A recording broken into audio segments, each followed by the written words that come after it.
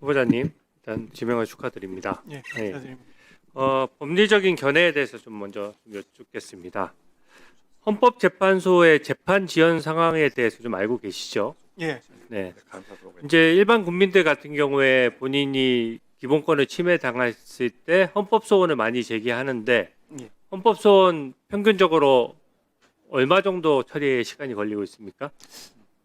제가 통계적으로 180 내에 처리하는 것이 한 74% 정도로 기억하고 있고요.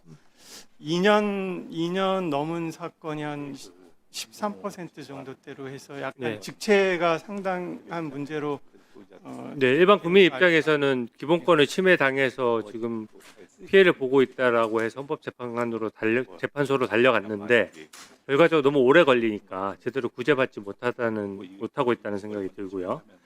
두 번째는 위헌법률 심판도 마찬가지예요. 상당히 이제 입법 과잉이 이루어지면서 위헌적인 법률안들이 많이 만들어지고 있는데 이것도 지금 늦어지고 있고 이제 그 임시적인 그 구제 조치인 가처분은 더 심각합니다. 가처분이 지금 정치적인 사건 외에 일반 국민들을 상대로 한 어떤 가처분 관련된 결정에서 헌재가 의미 있는 결정을 한 적이 있나요? 예, 그 부분에 대해서는 저도 잘 듣지 못한 것 같습니다. 네. 근데 지금 민주당이 추진하고 있는 법안 중에 법원의 판결에 대해서도 헌법재판소에서 들여다보겠다.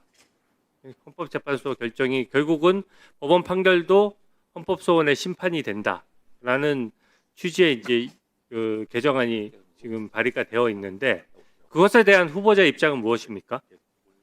예, 찬성이에 반대 일단 결론부터 기본적으로 찬성하는 입장입니다. 말씀해 주세요. 이유는요? 그 근데 이게 왜 문제냐면 제가 좀 예. 이유 좀 이따 듣기로 하고 지금 있는 사건도 못 하고 있어요. 예? 지금 있는 사건도 못 하고 있고 더더군다나 지금 헌법소원이나 검찰의 불기소 처분에 대해서 국민들이 헌법소원을 제기해도 지금 제때 처리가 안 되고 있고 또 아까 처리를 말씀드렸는데 대부분이 그냥 종결되는 겁니다. 실질적으로 그 기록을 갖다 보거나 하는 내용들은 극소수고 지금 주어진 일도 못 하고 있는 상황에서 지금 안대로라면 지금 법원 판결을 헌법재판소에 가져갔을 때 1심부터 2심부터 다 가능합니까? 다 가능해야 된다고 생각하세요? 그거는 아니고 확정된 판결을 이나 그런 부분을 대상으로 한정해야 된다고 생각합니다. 그러면 1심, 2심에 있는 판결에 대해서는 헌법소원이나 이런 거 할 수 없고 확정되고 나면은 그러면은 확정된 대법원 판결을 헌법재판소에 한 번 더 들여다보겠다는 입장입니까? 그게 뭐 꼭 대법원 판결만 아니고 2심 단계에서 확정된 경우도 대상이 될 수는 있는 것이라고 생각합니다. 그러면 1심, 2심이든 어쨌든 당사자가 포기해서 확정된 경우에는 예. 들여다볼 수 있다 이렇게 보시는 거네요. 이게 문제인 것이 법원에 계속 오래 계셨잖아요. 예, 법관으로서의 당시 소신이 어땠는지 몰라도 지금 헌법재판소 재판관으로 가게 된다라고 해서 기관의 어떤 권한을 늘리는 방향으로 쉽게 생각할 문제가 아닙니다. 이렇게 되면 지금 하던 일도 못 하는데 그 일을 어떻게 하겠느냐의 문제가 생기고요. 첫째로는. 둘째로는 당연히 재판 지연 문제가 생기죠. 대법원 판결도 확정되고 나서 뭔가 문제가 있을 때는 재심 제도가 따로 있잖아요. 예. 그죠? 근데 재심 제도도 어떤 판결의 신속한 판결 확정과 어떤 집행을 위해서 재심조차도 사유를 한정시켜 놨는데 기본권이 침해된다는 것은 모든 판결에 대해서 사실상 다 들여다볼 수 있다는 얘기거든요. 제한 없이.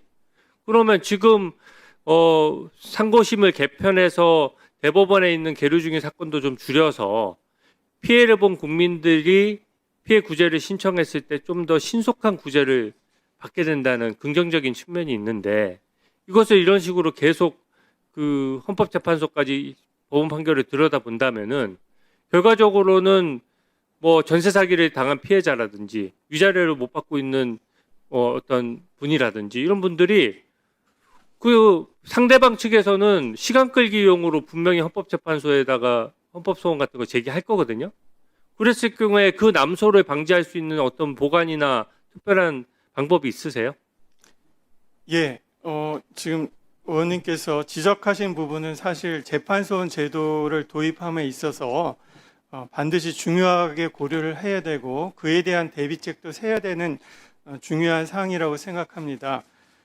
다만 헌법소는 모든 어떤 법리 오해나 사실 오인을 대상으로 하는 것은 아니고 헌법 규정이라든지 헌법 원리에 대한 중대한 헌법 위반만을 대상으로 하기 때문에 실질적으로 헌법 재판소원 제도가 도입됐을 경우 헌법 재판소에서 본안까지 가는 비율은 극히 적을 것이라고 생각합니다. 실제로 스페인이 결국은 그 최종 상고심에서 접수되는 사건이 우리 잠시만요. 뭐 해외 입법례까지 얘기할 건 아니고요. 예. 저는 그 생각에 동의하기 어렵습니다. 왜냐하면 신중하게 보셔야 되는 게요. 코에 걸면 코걸이고 귀에 걸면 귀걸이에요. 그러니까 그 헌법소원을 제기하는 데 있어서 기본권 침해라고 말씀하셨는데 기본권 침해가 되지 않는 어떤 법률 이슈가 있을 수 있습니까? 다 무슨 민사소송도 사유재산권 침해 문제라든지 이런 것들이 다 야기될 수 있는 거고요. 그러면 예를 들어서 내가 전세 사기를 당해서 피해를 봐서 구제 신청을 해서 민사가 확정됐는데 그것도 만약에 상대방이 와서 헌법재판소에 헌법소원을 제기하면 일단 그 집행력이 멈춰야 될 거 아닙니까? 그러니까 그런 문제까지 사심제로 운영됐을 때 오히려 서민들이 피해를 보는 측면이 있는 거고요, 분명히. 저는 굉장히 신중해야 된다고 봅니다. 특히 이 제도가 지금 논의가 나온 것이 민주당 관련된 어떤 정치적인 이슈나 이런 재판에 대해서 지금 대법원 판결이 마음에 안 든다고 제가 봤을 때는 입법안들이 그 이후부터 막 발의가 되기 시작했거든요. 만약에 이게 진짜 정당성이 있다면은 지난 정부 초기부터 민주당에서 발의를 했겠죠. 근데 지금 발의를 함으로써 지금 현재의 구도가 민주당에서 추천한 그 재판관 숫자가 많기 때문에 오히려 정치적인 사건을 헌재로 끌고 가려는 거 아니냐는 지적이 나올 수 있는데 어떻게 생각하세요?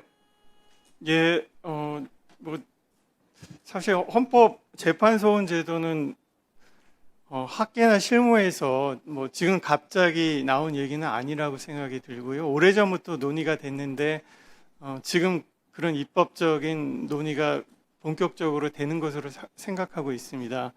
말씀하신 대로 그런 재판소원 제도가 어떤 정치적 관점에서 논의되는 것은 적절하지 않다고 생각이 들고요.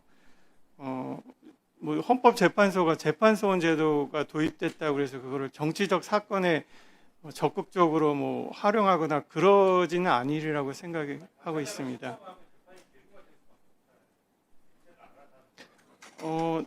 아까 이제 미처 제가 말씀드리지 못한 부분이 있는데 말씀드려도 되겠습니까?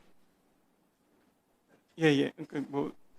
그 아까 말씀드린 재판 지연 제도는 사실 헌법 위반에 대해서는 제가 뭐 재판 연구를 오래 해서 많은데 재산권 문제라 그래서 다 헌법 위반으로도 보지 않는 게 사실 대법원 판례로도 축적돼 있습니다. 따라서 모든 재산권 보장이 재산권 보장 원칙 위반이라고 하지는 않는 것 같고요.